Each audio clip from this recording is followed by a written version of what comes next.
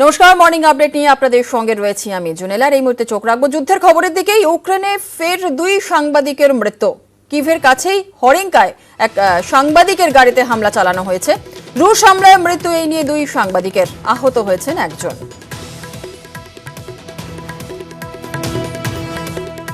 আপনাদের জানিয়ে রাখি, ইউক্রেনে ফের দুই সাংবাদিকের মৃত্যুর খবর পাওয়া যাচ্ছে। কিভের কাছে হরিঙ্কায় সাংবাদিকদের গাড়িতে হামলা চালানো হয়েছে। রুশ হামলায় মৃত্যু দুই সাংবাদিকের, আহত হয়েছেন একজন।